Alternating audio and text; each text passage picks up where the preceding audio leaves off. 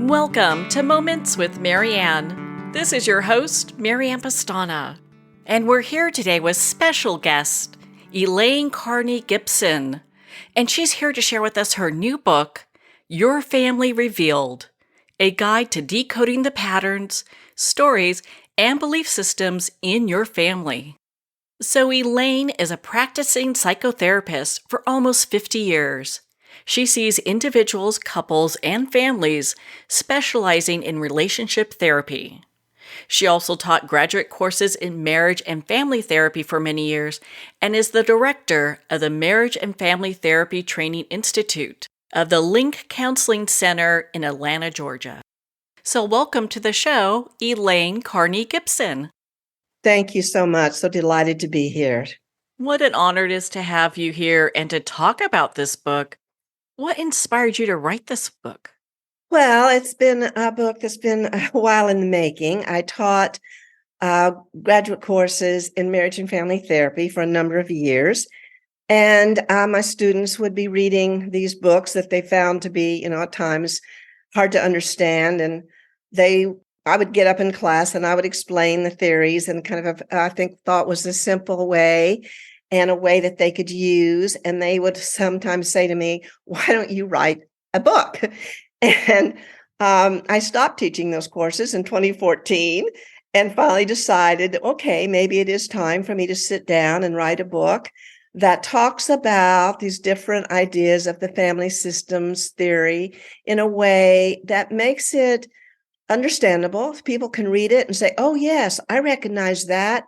Oh, that's something that I don't want to do any longer. Or, gee, that's really a problem for me at this point in my life. I want to do something different. So it's really about a tool for people to have awareness and understanding that will allow them then to have some choice that they may not have realized they have to transform their life so that it can be more rewarding for them and they can be more in alignment with what I think now is being referred to as true self, and that they can honor their own thoughts, their own beliefs, their own feelings, and that is important to have a satisfying life and relationships.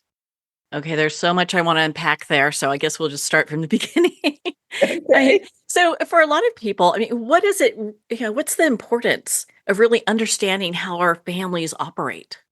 Well, like I said, I think that family systems theory came out of humanistic theory, which believed rather than looking at pathology and deficits in an individual, that it's they wanted to look at the idea that relational patterns and experiences as much or more than the physiology, perhaps, or chemistry, plays a part in how a person feels about themselves and their experience in the world, and then how they do relate to other people. So I became pretty fascinated with this idea early on in my career, which is in the early 70s, and just found it to be so helpful for folks, and that they had an awareness, and they got some knowledge and awareness, that then the power that gave them, the power to choose, to transform, to do something different for themselves and in the relationships. So it seems to me like a useful model, and one that I obviously believe in. I've practiced it for many, many years, and I work with individuals and couples and families. But with everyone I see, I approach the therapy time and experience with them as knowing that they have come from a system, and they're currently living in a system. And the system starts off, of course, in our lives with a very small unit, and then it kind of expands out from that. We have our family, our immediate family, our extended family, our immediate community, our larger community, expanding it out to the world, or perhaps even the universe. And so we're all living in systems. And so to understand about that and how that impacts us, I just think gives us more power to choose about how we want to think and feel about ourselves and relate to others. Now, are the stories that we're told about ourselves or maybe our family, are those what influence us and define us? Well, absolutely. I think that's a huge part. And I'm always interested in those stories because I think they do. It's not only the stories themselves, but the meaning we give the stories. So the family has the story, which can be a generational story passed through the family. And then each individual in the family assigns meaning to that and tries to figure out how they fit in and how they're to believe and go about being in the world. And so, yes, I think stories are very important, but there's other things to look at as well. There's the patterns in the family of how they relate, how they communicate, what are the boundaries, what is the structure, the hierarchy in the family. Are there family triangles? Of course, there always are, but some of those can be pretty functional at times, and other times they're not so much. And so, just having some idea about those concepts about family loyalty and legacy and how that works in a family, about family secrets and how family secrets can impact families for generations. So to me, it's just all interesting and important. So, as families have secrets or ways of viewing themselves, and you talk about this lasting for generations, are they even aware of this sometimes, or is this somewhat of a subconscious thing that's just kind of playing in the background? I think both are true. I think some folks there's this something that goes on and they can maybe have a feeling about it, but they can't name it. They don't really know it specifically. Where other people operate on those stories. Those stories are told over and over again, and then they operate out of some belief. I give an example in my book of a gentleman in his mid-50s who was very, very depressed. And when I listened to his story was one of immigration, and his family had been persecuted and had great difficulty assimilating into a new country. And so he carried that story with him. And as we explored the story, he made the choice. He could he could live in their story and the meaning they gave to it, which is they were always waiting for the other shoe to drop. And so there's a tremendous amount of anxiety. And he decided that that was no longer true for him. Yes, it happened. It was a terrible, terrible things that happened for his family. But that idea that you were waiting constantly for the other shoe to drop and living in such intense anxiety for him then kind of got transformed into a great depression, that he could choose not to have that belief, that he could get up in the morning and go forth with his day, thinking about what he could create in a way that could be positive for him, rather than living out of that belief system that the other shoe is going to drop. So it's those kinds of stories, myths at times, that I want to help clients explore, again, to give them the power to choose to do something different, both in the way they think, the way they feel, and the way they behave. And so, if someone knows they're having problems in their life, but don't even know where to start, like where do we start with our family stories have been shared or the assumptions we have in our family? What are some ways that they could start to pinpoint that and really start asking questions? Well, again, you're right. That people come in with many different levels of awareness. And if they coming in and they don't have any idea about the story, or let's say the story involves a secret, they don't know the secret, but they know something doesn't feel quite right.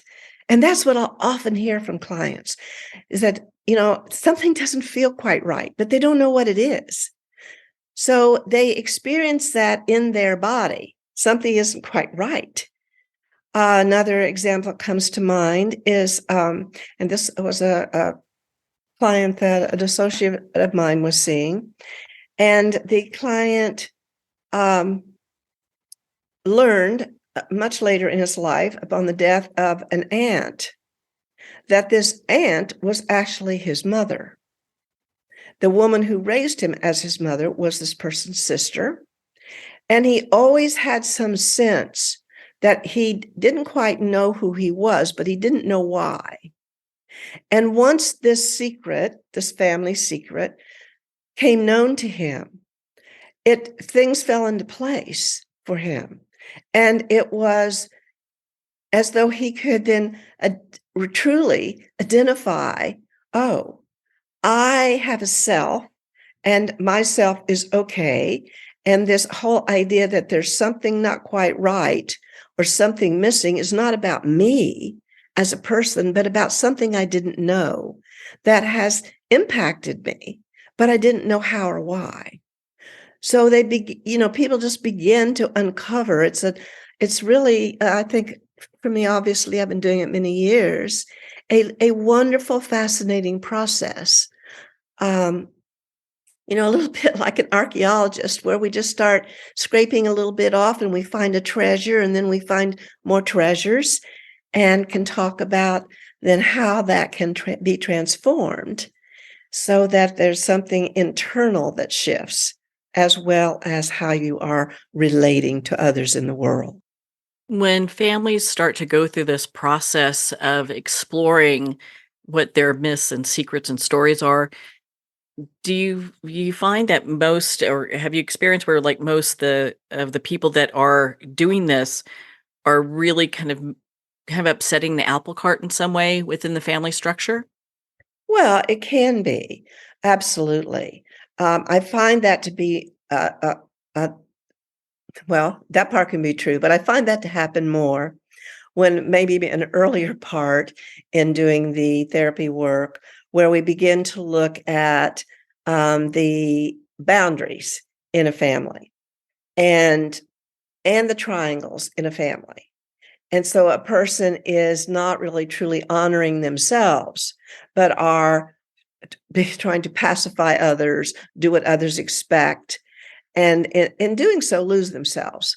And as they begin to have more sense of who they are, their true self, their own feelings, their own wants and needs, and they begin then to give themselves voice to express that to other family members, that's when I see that that's upsetting the apple cart, because other people may not want them to change. They may want them to stay the same. And so, that can be a little harder process. But in the long run, I think if they can stay with that and at the same time be respectful of the other person or other people. So it's, how can we do that? It's a question for all of us. How can we honor our true selves and give ourselves voice, and at the same time be respectful of others and compassionate towards ourselves and others? So it's not an either or. And so again, that's a place where I see the upsetting the apple cart happens most of the time. Well, thank you for going through that. It just seems like there's so many structures, and you talk about some of the subsystems within a family. And why is it important for us to know those? Well, I think subsystems are important because I think how a family structures itself is important. In a family, there kind of needs to be a functioning executive subsystem. And, I talk with a lot of individuals, and they grew up in a family where there really wasn't. It was kind of, everybody was on their own, and they didn't feel secure, and they didn't know who they were or their place in the family. So I think having some kind of structure is very useful and important in the family. And years ago, when I taught parenting classes, some parents would say, well, it is my responsibility to be the parent. Absolutely, I agree. But it's also your duty. Now, how you go about doing that, are you fair? Are you flexible? Are you someone who the child particularly can reach? Are you available? And are you providing a safe and secure environment for your child to grow? And that's ideal. And so it is important to look at structure.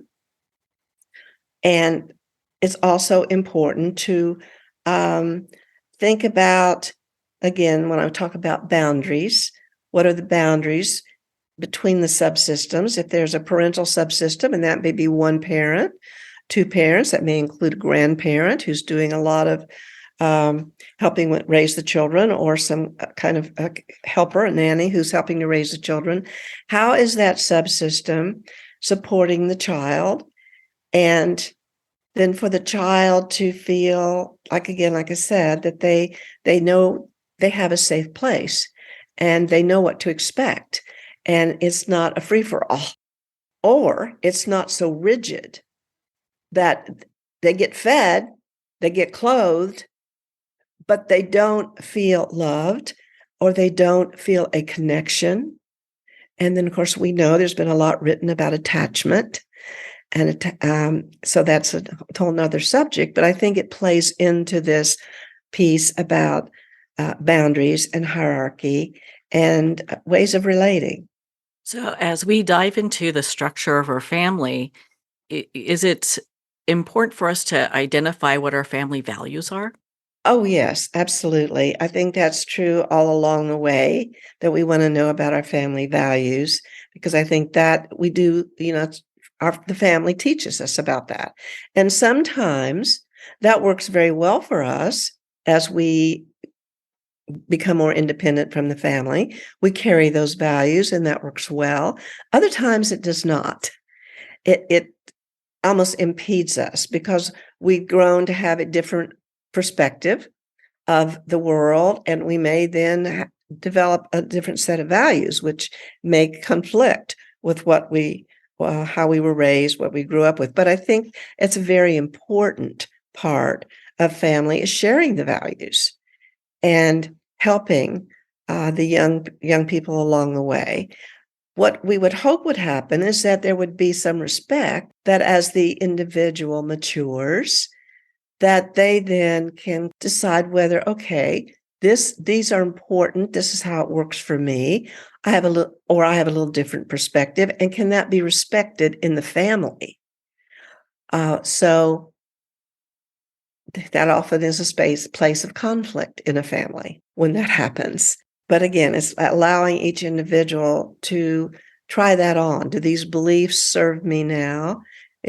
Or is there somehow something about this that's causing me to feel less than, or causing me to not relate to others in the way that I would really like to relate to others?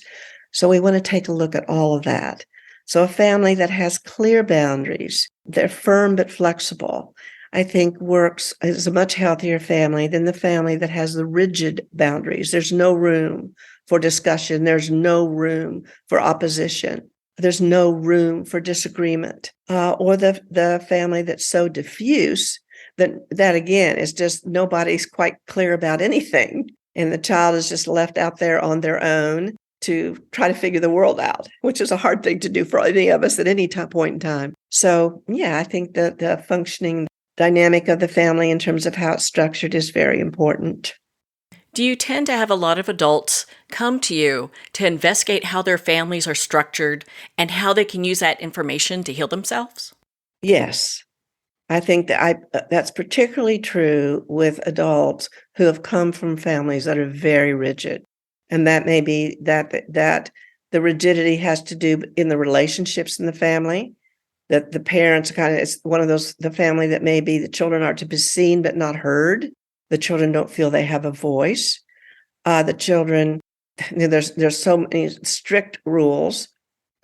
In fact, when I first started in the field, and I think this is still true, we were one of the first family therapy centers in the country, in the place where I work in Atlanta. And a lot of times the families that would come in, they're coming in because a teenager is acting out, misbehaving. And it'd be so interesting to me as I would look at the structure of the family, because it often fell into the extreme camps. the family was either too rigid and the teenager was trying to break free of that rigidity, so was breaking the rules and misbehaving, or the family had such diffuse boundaries that the child was trying to get the parent to be a parent, to pay attention, to be available in some way that was, in charge. And it was always fascinating to me because it would be almost one or the other. That wasn't to say that there weren't families to come in where there were pretty clear boundaries and that there was a problem going on. That certainly happened. But when there was a child that was acting out, it seemed to either fall into, okay, there's too much separateness, there's too much rigidity, or everybody is just a blob, and there's not a sense of someone being in charge. There's not a sense of safety. There's not a sense of direction. And that child was needing and wanting attention. So that just always kind of fascinated me. I can understand why it's your whole book is very fascinating. There's just so much great information in this. And I'd love for you to share with our listeners, you talk about identifying communication roles. So what does that mean? We take on different roles in our family and we communicate out of that role. There might be the peacemaker. You could somebody look at family and say, okay, that person's the peacemaker. Or that person is the devil's advocate, or, so we have roles in our family and we often communicate out of that that role. There are rules in families. Maybe one of that would be, you're not allowed to talk about feelings. And I've heard that a lot in my career, that feelings weren't allowed to be discussed in the home. It's like, get over it. Not supposed to have that feeling. And so there are rules that we follow. That I remember, this is always kind of fascinating to me too. This isn't so true anymore. I'm glad of that. That it was okay for males to be angry, but not females. And so I see these families, and the father or the sons would be expressing anger, and the women would be sitting there, the girls very passively, and they weren't to express anger. But on the flip side, the males didn't express sadness. So where the woman or women and females would cry, the men didn't. And we certainly have come a long way with it being okay for everybody to have their feelings and to express those appropriately within the family. I talk about in that chapter, and it goes into a lot of detail about kind of what are unhealthy communication practices, what are healthy communication practices. This isn't new stuff. People have been writing about this for decades, but because I included something about communication, I wanted to put it in there. My father had a saying that I loved, and it's the name of my chapter, which he'd say what you mean and mean what you say. And that's what I call the chapter. How safe is it to say what you mean and mean what you say? And when I've asked that question, when I'm sitting with a family, I don't even need to get a verbal answer. I can look at each one and see their facial expressions and their body language, and I'll know the answer to that question. And that's one of the things that I want to work with them, is that that family can become a safe place to have voice, to say what's important to you, what you feel, believe, want, and need. It's safe. And when you say something, that you mean it. You're not just going along. You're not just being nice. Sometimes, of course, we do that in relationships, and we need to. But you can say what you mean and mean what you say. So if I say no to a request, I mean no. I'm not trying to be mean. I'm taking care of what feels important to me. I share in the book that, this was a famous little saying that we had back in the 70s and 80s, that I had a sign on my refrigerator. And it was a common thing. And it said, what part of no don't you understand? And so I'd be in the kitchen, and I had 3 sons, and one of them would ask me, they wanted to do something, and I would say no. And then they, of course, keep trying, to ask over and over to get me to change my mind. And I got to the place where I'd do this little tap dance and point to the sign. I wouldn't say a word. I'd said no, I mean no. There's not a discussion around it. And so, okay, I mean what I say. I want to say it in a way that's respectful. I do want to hear them in terms of, okay, maybe there's something else I don't know that they want to share with me. That's always important. But generally, in these cases of the things they wanted to do, it's like no, the answer wasn't going to change. And observing families, young families, and how many times a child would have a fit and the parents then would change their mind and give in to the child. And I always felt like that wasn't really fair to the child, because then how can the child trust that someone else is in charge? And children need to know that they're not the ones in charge, that there is someone who's in charge. And so I always felt it was kind of unfair to give in to the child. Again, I think there are always those times where we want to hear something maybe we didn't know, or we want to encourage our child to talk about their feelings about something. So maybe we could understand where they're coming from in a way that would help us have a different take on whatever it is they're presenting. I found it fascinating in your book how you talk about like a lot of this stuff can be really identified by just looking at how they spend their mealtime together. And I thought that was so just very interesting because I think a lot of times people don't realize the importance of that, but there's a lot of importance. Oh, yes. It's one of my favorite questions is to ask, how do they spend meal time? And who gets to speak at the meal? And what do they get to talk about? And I felt very lucky growing up. There was a family of 5, my parents and 2 siblings. I had a brother and a sister. I was the oldest. And we always had our time together in the evening, our dinner, unless there's some special occasion or athletic event or something, of course. But generally, we sat down together, as my father insisted. We sat down together, we had a meal together, and we talked. And nothing was off the table. So as we got older and we had opinions that may had to do with religion or politics or whatever, we talked about it. So it was a real shock to me when I grew up and went away from home and learned that for some families, they weren't allowed to talk politics and they weren't allowed to talk religion, and they weren't allowed to disagree with one another. And I thought, oh, I'm so glad I was raised in a family where we could agree to disagree. And we might have quite a debate sitting at that dinner table, but it was all okay to disagree. But when I ask a family that question, and then I listen to whatever the presenting problem is, what brought the family into therapy, I can often relate it to what is happening at the dinner table.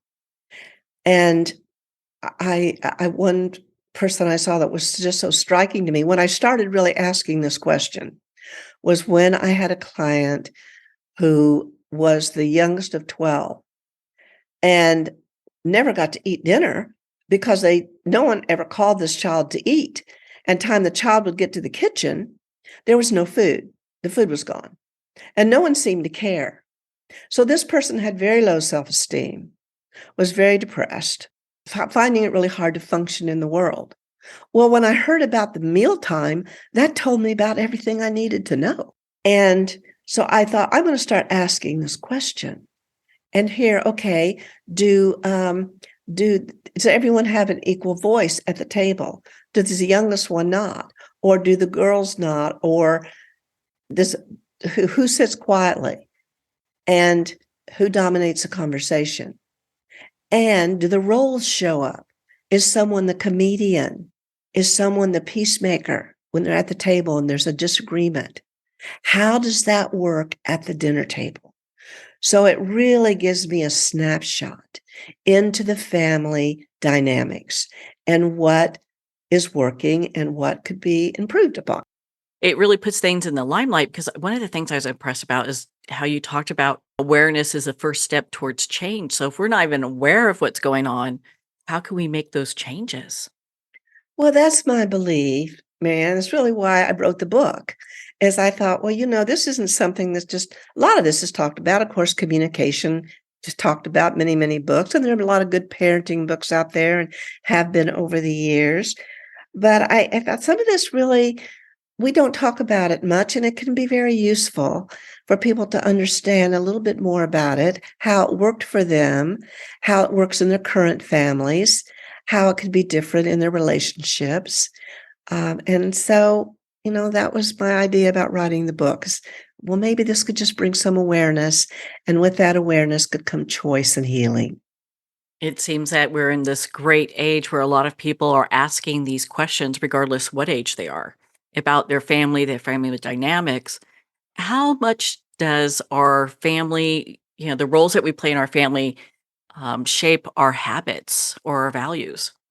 Oh, I think it is tremendously. I think that the roles and the way the family communicated, the beliefs of the family, so much impact us.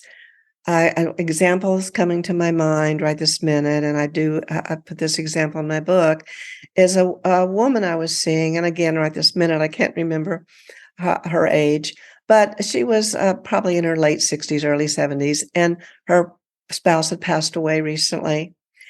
And so she had been a caretaker of him for a long time. And something she'd always wanted to do was travel. And they never traveled. He didn't like to travel. So she was thinking she might want to do that. But a friend of hers invited her to go with her to France and specifically to Paris. And my client really wanted to go, but she was terrified. And as we started to explore that, uncovered the story that her father had been in World War II, and he had landed on the beaches of Normandy, and he had said he would never go back. He would never go back. And that was his story that he was sharing over and over. And so she didn't even know that had gotten so inside of her that when this friend invited her to go on this lovely trip, she wasn't sure she could do it. Now, if they were going to go somewhere else, maybe. But this woman wanted her to go to Paris and then out into the countryside south of Paris. And so when we realized this was her father's story, this was his belief, this was his fear, this was his grief, and that she can honor it, but she did not need to carry it as hers. And then she decided to go with her friend. And when she came back, she reported having a marvelous time, just a wonderful time, and how glad she was that she discovered what her fear was really about, and that it wasn't hers, and that she could go on this trip and have this wonderful time. So we do carry so much in us that we have picked up, either as sponges by being in our family or because we've been told, and that's kind of the dogma of the family, and we need to stick with that. And when we are then thinking, well, I'm not sure that belief works for me, then, it's pretty scary. It's pretty scary. So we want to be loved and accepted, but, we know we're taking a risk sometimes, particularly in a very rigid, dogmatic family, if we're going to decide to believe or to do something that the family may not approve of. Yes, it all plays a part. It's so interesting in how this is so interconnected. I think a lot of times people don't realize just the family dynamics and how that really shapes not just who we are, but who we're becoming. So, do families tend to run into dangerous territory when it comes to secrets? And if so, how can we approach this with compassion? Yes, I think, and it's, to me, there's not one size fits all here. There's not an answer. It's not that there was a kind of a thinking for a while in the field that secrets were, you should never keep secrets. Well, I just haven't found that to be true. I think there are times that a secret is something that it needs to be honored and is important for some reason. And yet there are many secrets kept that are impacting others, and the others don't know. It's like the example I gave earlier about the gentleman whose mother was the person he thought was his aunt, and uh, how that changed things for him. So I think that family secrets, and often this is generational, that there's a lot of shame that may be tied to a family secret, and the person carries that shame with them, and it becomes internalized about who they are. And then, of course, that impacts how they feel about themselves, how they relate in the world. Now, I do believe in privacy, and I try to help clients separate privacy from secrets. I think everybody kind of deserves privacy. We get to have private thoughts, and we're entitled to our privacy. But when it impacts someone else, and the impact has it could be detrimental, but not always detrimental, but impacts them in a way that alters their life, and yet they don't know it, then I think it can become dangerous. So it's making that decision. What can you share? What and when and how do you do it? So often this isn't as true now, but number of years ago, there was a suicide in the family, that the family often didn't want anybody outside the family to know. They wanted to keep that a secret because there was guilt and shame around it, and that they didn't tell children. And so the children often will pick that up at some level. So it's not so much important to keep it a secret, but how you tell a child. What's the age-appropriate language to tell the child so that they can deal with this loss? And they do at the center where I'm working, the Link Counseling Center, they do offer children's groups for grief. And they work with children, 4 years old and up. And so they're working with them around loss, and often this is losing a family member by suicide. So that was a point in time where that was just something that families didn't want others to know. And then it impeded often the healing of the members of the family, and the children who didn't know the story grew up pretty confused.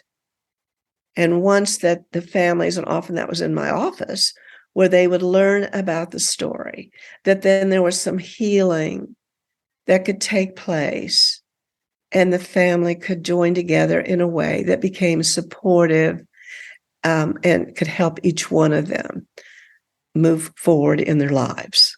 If there are family members who are not okay with, sharing secrets or accepting them, is that where that compassion comes in, where we're just allow them to be where they're at? As you're saying it, it just resonates with me that would be true, that they're to have compassion. I think that's always important. I think that we talk a lot about self-compassion these days, and I love that. I love the idea of self-compassion.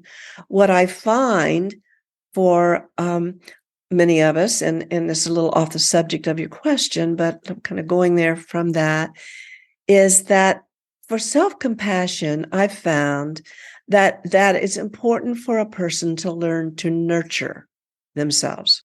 That self-compassion is almost like an idea.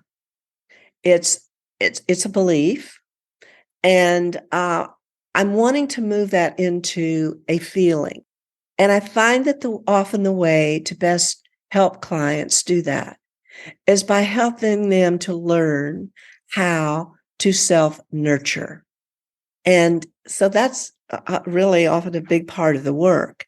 So yes, you want to have compassion for others, that they are where they are, and that you can have compassion for them where they are.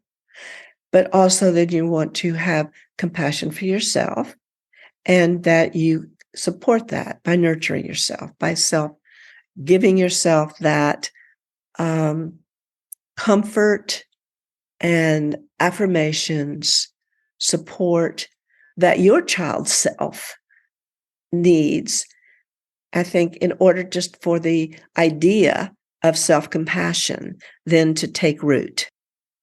In your book, you talk about there are powerful ways to heal the wounds of our past Yes. and strengthen the qualities that we cherish. So, how do we go about doing that? Well, I think one is to identify them, to be aware of how we kind of got where we are in our past, from our past experiences, and then what meaning we've given that. Can we create new meaning? And can we then choose? Can we realize we have choice?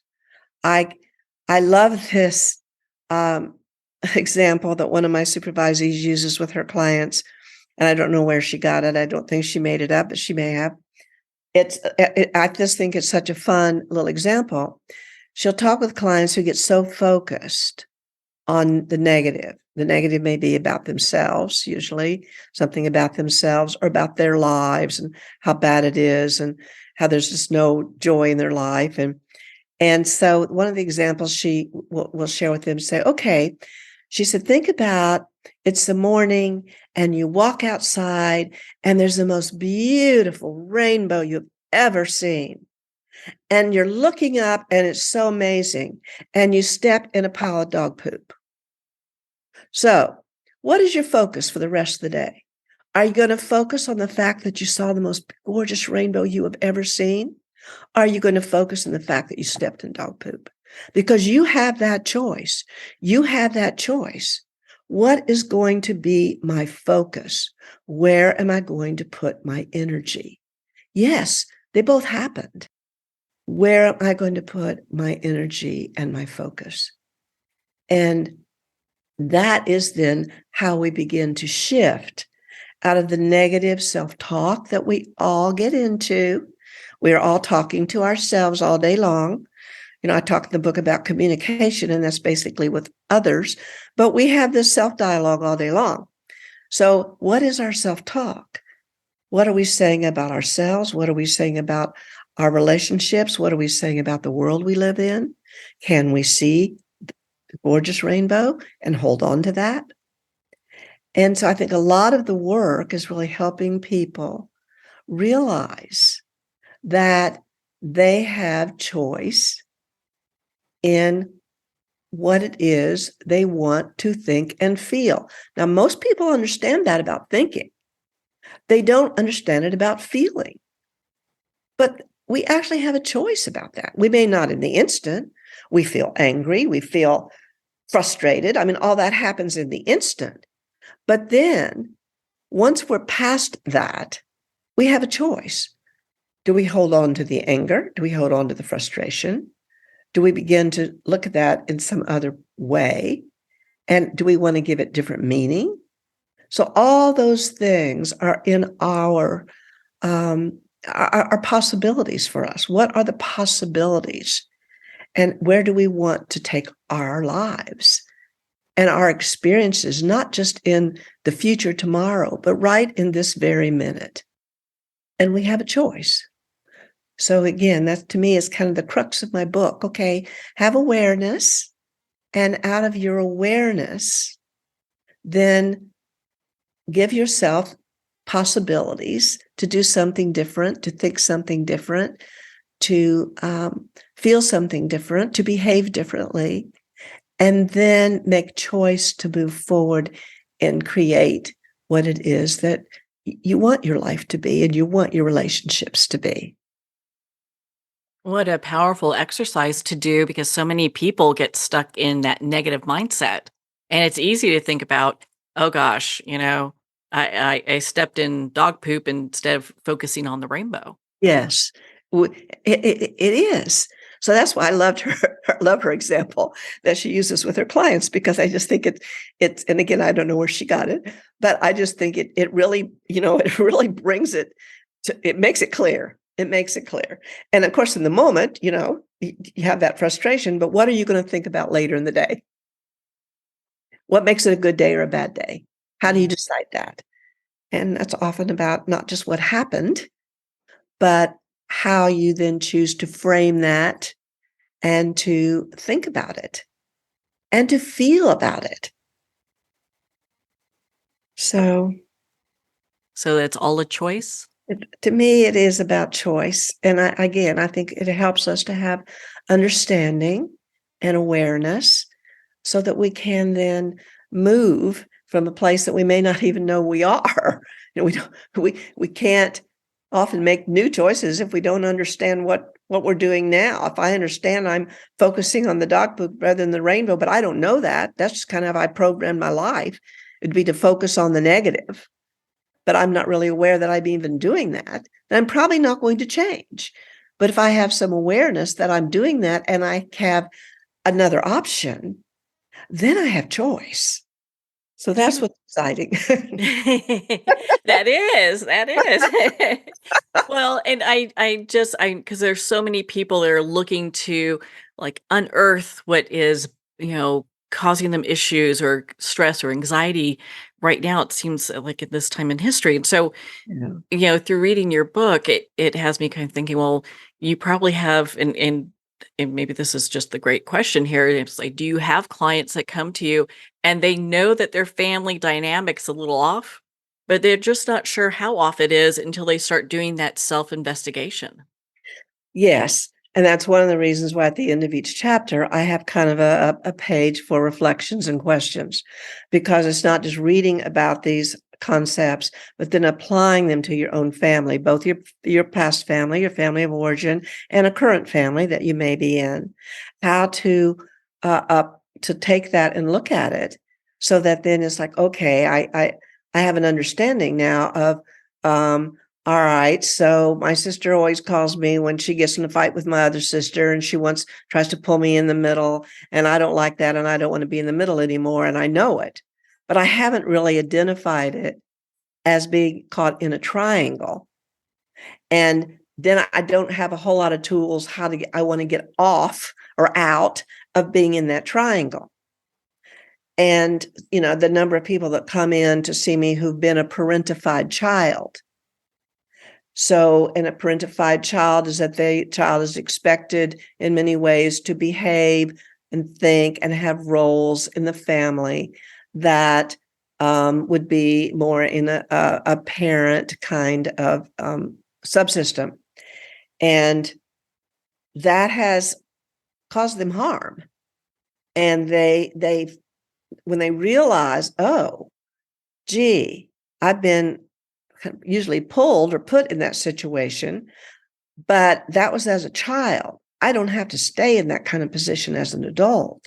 I have a choice to do it differently, so that they can, again, it's all about understanding, awareness. And so when I break down some of these different models and different patterns and relationship styles that are going on in a family, then I think hopefully that just gives people a tool to say, oh, yeah, that happens in my family. Or, oh, yeah, we do that bad communication thing. And so maybe I need to stop that and do something different. Well, Elaine, it has been such an honor to spend this time with you and to talk about your new book. Where can our listeners connect with you and learn more about your work and become part of your community? Well, I do have a website, ElaineCarneyGibson.com, and people are able to leave me a message on there. It comes through as an email, and I do respond. So I do trainings, I do workshops. I don't have anything set up right this minute that I'm putting on my website. Thank you so much for this interview. I've enjoyed it, enjoyed getting to speak with you. So they could reach out. They could always contact me through the website, and the book is available. That sounds true. I think it's available different places that they can find it if they're interested in it. So I just really appreciate your visiting with me today and asking such wonderful questions. Well, Elaine, it has been such an honor to spend this time with you and to talk about your new book, Your Family Revealed, a guide to decoding the patterns, stories, and belief systems in your family. Your Family Revealed is available at Amazon, Barnes & Noble, and all indie retailers, and remember to support our indie bookstores. You can also purchase this book from the publisher, Sounds True, at soundstrue.com. To learn more about Elaine and her work, please visit her website, ElaineCarneyGibson.com. On that note, we're going to pause here for a quick moment, and we'll be right back after these messages.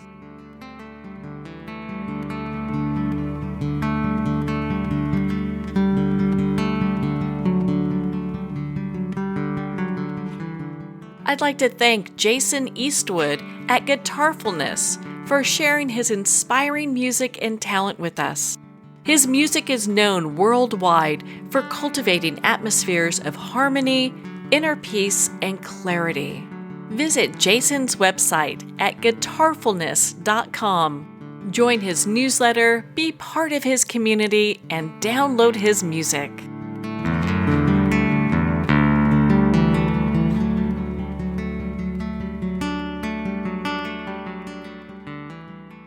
Well, we're at the end of our time today. I'd like to thank everyone for tuning in. You've been listening to Moments with Marianne, where we make every moment count.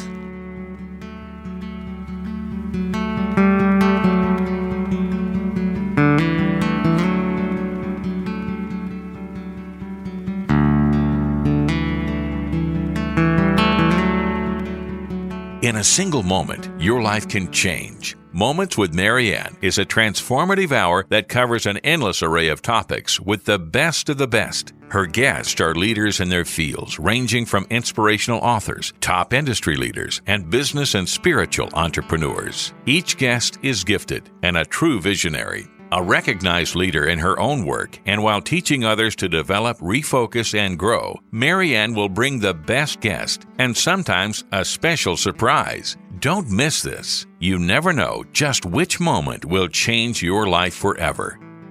Make sure to tune in and visit momentswithmarianne.com for more information.